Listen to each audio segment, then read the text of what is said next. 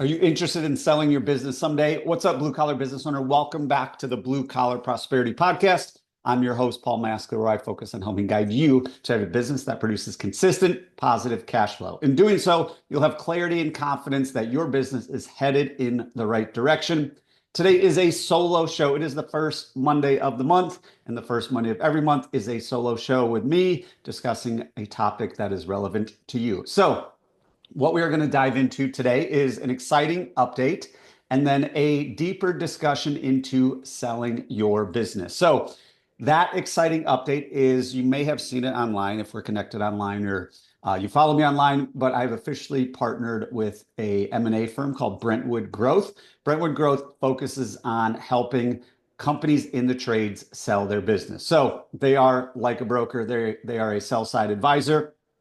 And the only companies they work with are companies in the trades, just like me. So that's where we saw a lot of synergies over the last 36 months as we started working together and decided to make it official. And why it works so well is they get plenty of companies that come to them, which is going to be part of the topic today.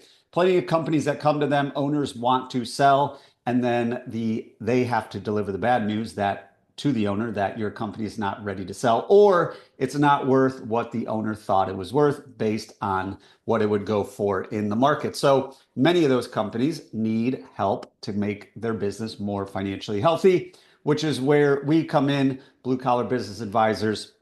You might see it online, also known as Brentwood Value Creator. So our job is to create value for these companies so that eventually they do want to sell. So our services, nothing changes with our services. We are still offering outsourced fractional CFO services, helping guide companies in the trades to create that consistent positive cash flow, achieve their financial goals, have a financially healthy business so we can all sleep better at night. And in doing so, if you ever do want to sell your business, it is worth a lot more and it will sell quickly. So that is the exciting update with Brentwood Growth, Brentwood Value Creator.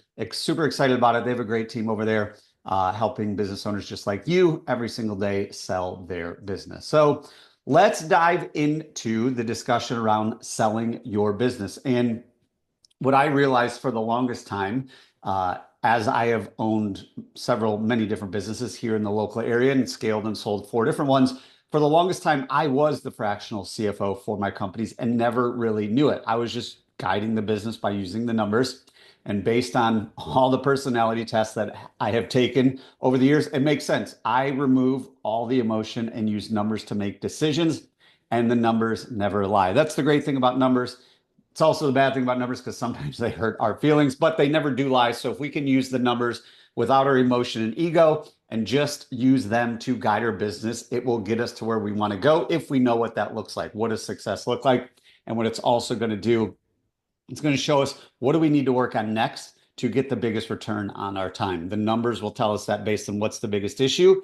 We know then what systems and processes do we need to put in place. So like I said, I've spent the last 14 years as a small business owner scaling and selling 4 different companies, most recently in the electrical field. Before that, I used to work in the finance world, lived in Chicago and worked in the finance world, which is how I am able to do what I do now, which is awesome, using my finance background, experience in the trades, experience owning businesses to help more companies in the trade. So let's dive into that.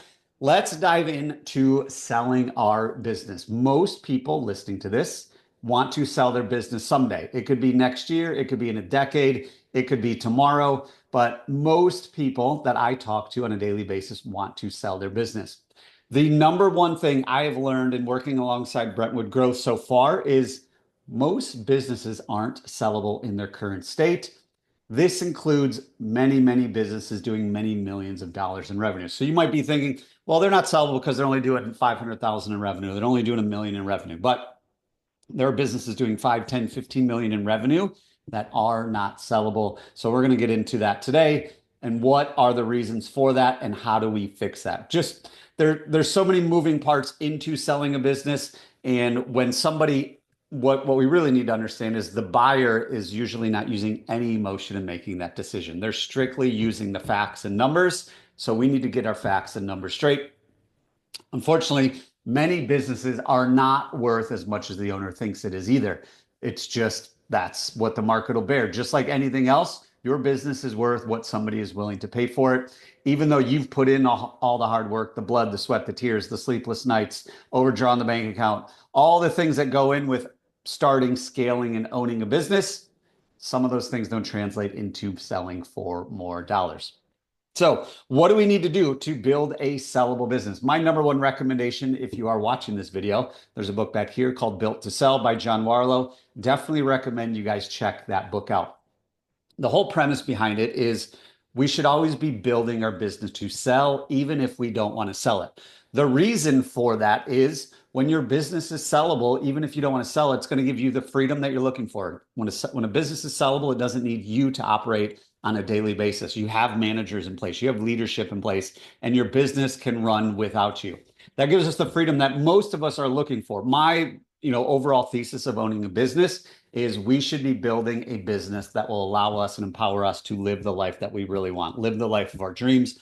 What does that look like? And what type of business do we need to build in order to make that happen? So when you build your business to sell, it's going to give you the freedom, it's going to give you the flexibility, and it's going to give you options. Meaning, I don't have to sell this, but if something did come up and I was forced to sell it, I have the option to do that, and it's already ready to sell. And that's really, working when I work with all of our clients and all of our CFOs work with all of our clients. When we can build a financially healthy business, it just runs that much more smoothly. It's worth a lot more. The value that we're creating is significant because all that money that goes to the bottom line that we're building then is worth a lot more in the marketplace, depending on the valuation of your company, the size of your business. But when you have those options, you don't have to sell, but if you had to sell, it is sellable and you will get maximum return. When we're in a position that we need to sell and it's not sellable, that's never a good position to be in. It's kind of the similar analogy of people say, go get that line of credit or go get that loan when you don't need it, because when you do need it, you might not be able to get it. So doing the same thing with our business. If we're in a position where we have to sell it and our business isn't sellable, we're going to sell it for pennies on the dollar, versus if we start to put in the work now, when we are ready to take it to the market, we can maximize the value of all the work that you have put in. And another exciting thing with the book Built to Sell, they've also created a thing called the Value Builder System. The Value Builder System is a framework. It's a software that will tell you how sellable your business is. So working with Brentwood Growth, ironically, we're also going to be using that. So we can track that for all the clients that we're working with, and we can see how close are we getting where we can take this thing to market. So what are we going to focus on today? That's what I want to dive into today, is what do we actually need to focus on today? Because if we go online or if we go to the supply house or we talk to our friends, they're going to tell us 1,000 different things. However, we're going to talk about the facts today of what do we need to focus on. Top 2 things. First, our business has to be financially healthy. Your business has to be able to produce consistent positive cash flow. It has to have a solid net profit. My target is a 20% net profit for 95% of the companies in the trades if you're not stuck in the construction space. If you're doing a lot of new construction and a lot of work for GCs, that's a little bit different. But that business also isn't sellable, and we'll get into that in a minute. So we got to get our business financially healthy. That's number 1. Number 2 is we need to make sure our business doesn't need us, the owner, to survive.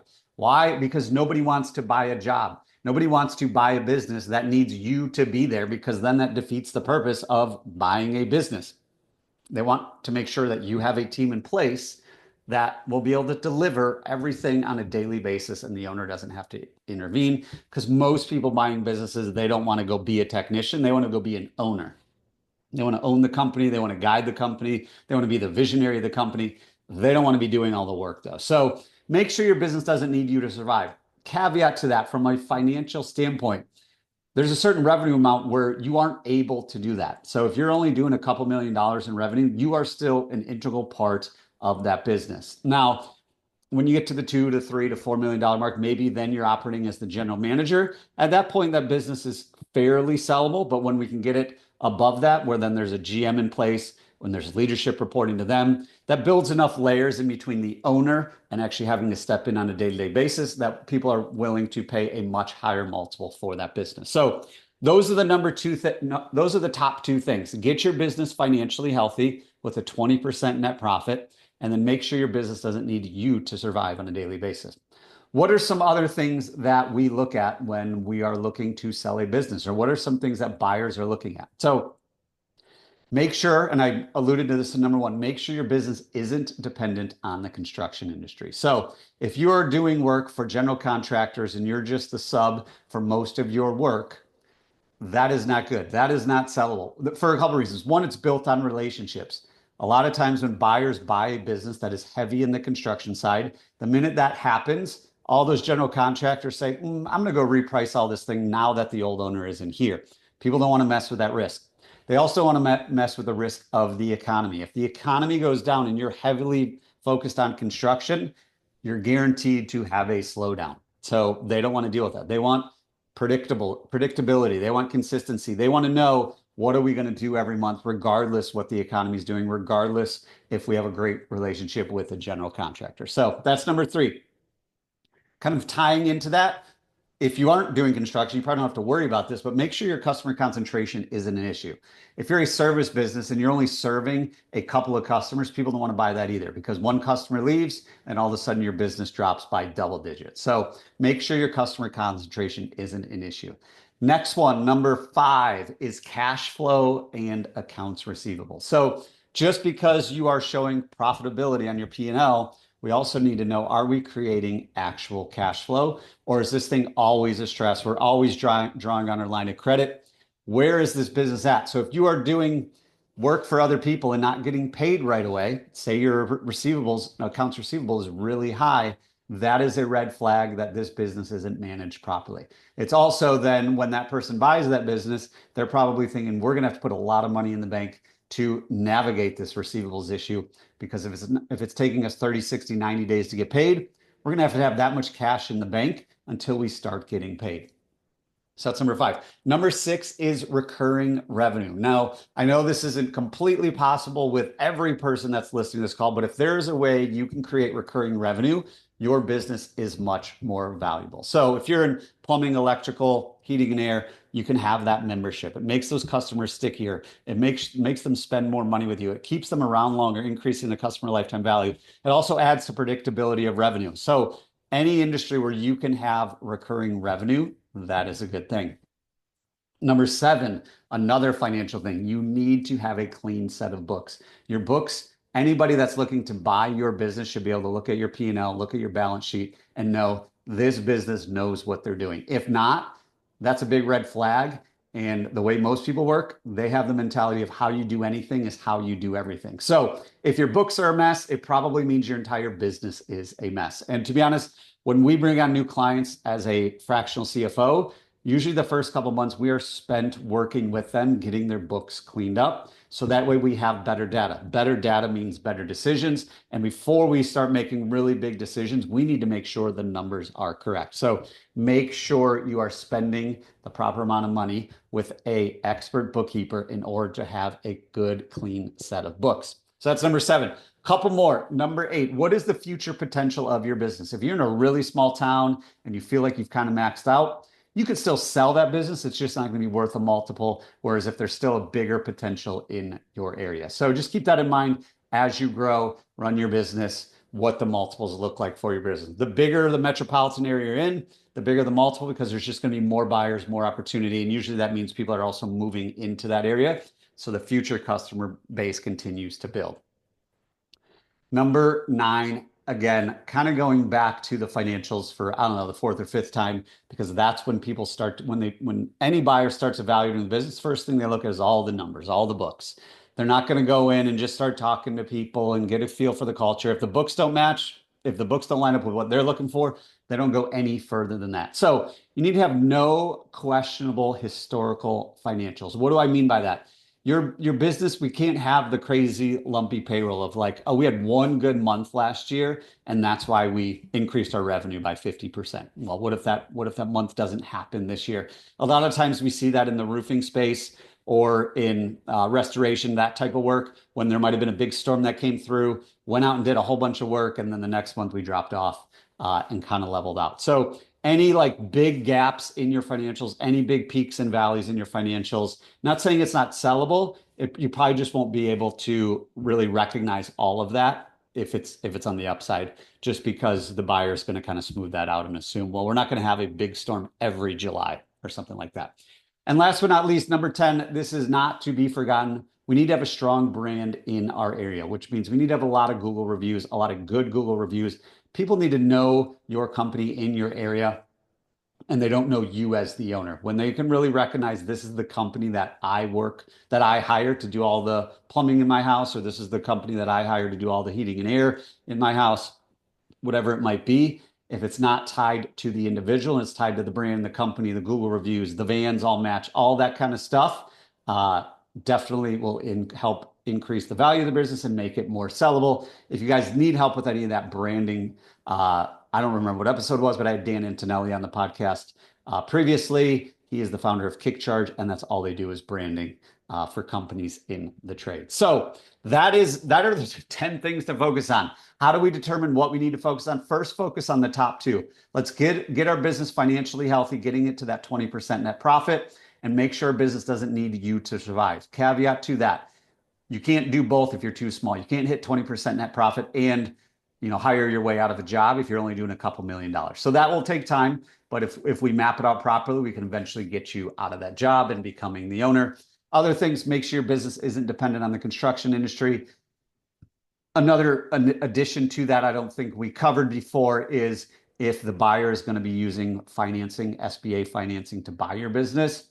If more than 30% of your revenue comes from the construction world, SBA usually won't lend on it just because they want more predictability to know that the new buyer is going to be able to pay the note based on the historical data of the company. So that's number 3. Number 4, make sure your customer concentration isn't an issue. Number 5, cash flow and accounts receivable. Make sure that's not an issue. Having recurring revenue like a membership base or a service that you provide on a regular basis, whether it's pest control, lawn maintenance, something like that. Number 7, clean books. Number 8, future growth potential in your area. Number 9, no questionable historical financials like a big storm that came through last year that significantly increased revenue for a month or two. And then last, but definitely not least, number 10, have a strong brand. Now you'll notice common thing among a lot of those, I'd say probably at least 5 or 6 of them all have to do with financials. So make sure your financial house is in order before doing anything else, because if your financial house is in order, then you're probably not going to be in business very long anyway. So the other things are irrelevant. That's all we got for today, guys. Get started today. That's what I want to encourage you. If you're not at 20% net profit, start focusing on that. There are previous episodes in here that we talk about what all our key margins need to be. If you need help with any of that, go to thebluecollaradvisors.com. If you go there, you'll have several options. One of them, you can book a call with me. We will do an evaluation of your business. No cost to you. Dive into your business, what's working, what's not working.